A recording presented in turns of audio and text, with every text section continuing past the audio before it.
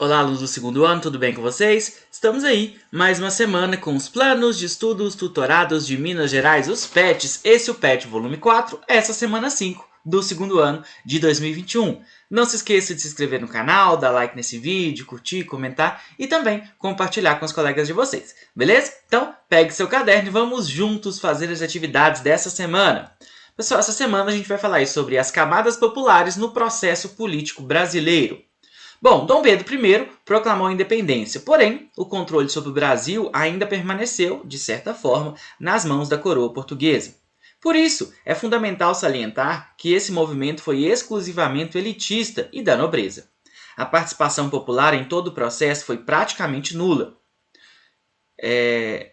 Os grupos sociais que não faziam parte da elite brasileira, sendo representados pela chamada baixa da população, pela camada baixa da população, não teve nenhuma participação direta nessa revolução, sendo apenas espectadores do movimento. Então, o texto já começa fazendo aí uma crítica a essa participação do povo brasileiro em todo o processo político brasileiro. Então, olha só, continuando aí.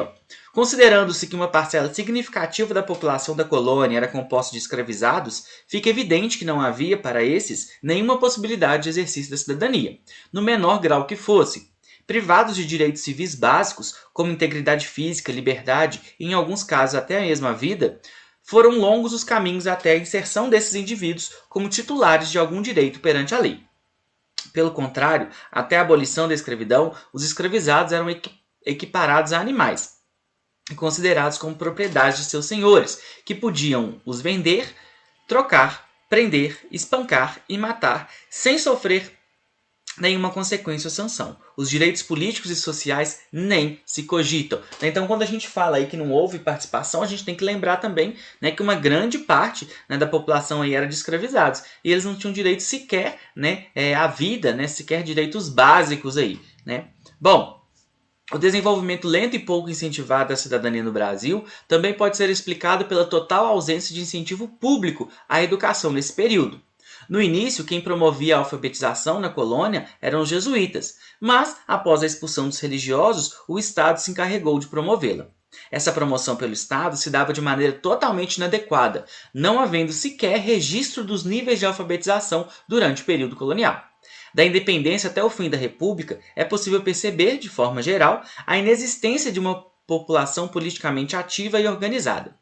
Existiram dois movimentos da época que alcançaram mobilização nacional e, de alguma forma, representava um despertar da conscientização política, o movimento abolicionista e o tenentismo, em que o primeiro foi importante para difundir a ideia de liberdade e unificação nacional, e o segundo teve seu mérito na luta contra o poder das oligarquias locais. Também é preciso se entender que, mesmo não havendo um exercício de cidadania dentro de seus instrumentos formais de efetivação, o povo se expressava de outras formas. Mesmo não tendo papel central nos processos de independência e de formação da República, não foram poucas as revoltas populares que aconteceram no período. Rapidamente, podemos citar as manifestações no Rio de Janeiro contra o regresso de Dom Pedro a Portugal, em 1822, as rebeliões populares do período regencial, a revolta do Vintém, em 1880, e a revolta da Vacina, em 1904. Portanto, é correto se dizer que ainda não tínhamos um exercício organizado da cidadania, capaz de impactar os rumos da política e da sociedade, mas é importante salientar sobre um possível despertar do povo sobre o papel que o Estado deveria assumir na proteção dos direitos da população.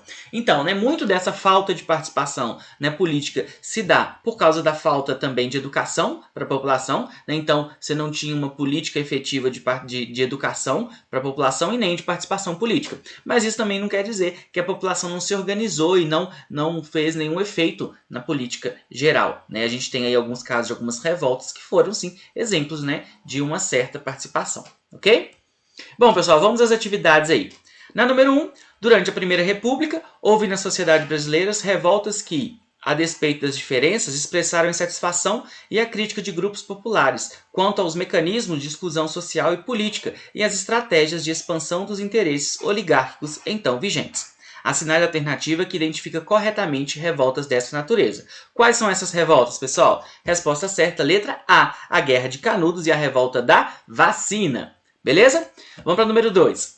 Trata-se de uma estratégia muito usada em hábitos políticos coronelistas, em que, por exemplo, os eleitores trocam seu voto por um favor, um bem material, sapatos, roupas, chapéu, etc., ou algum tipo de serviço, atendimento médico, remédios, verba para enterro, matrícula em escola, bolsa de estudo, etc. O trecho acima descreve uma prática eleitoral da República Velha, denominada voto de cabresto, né? Então a compra de voto lá controlado pelos coronéis.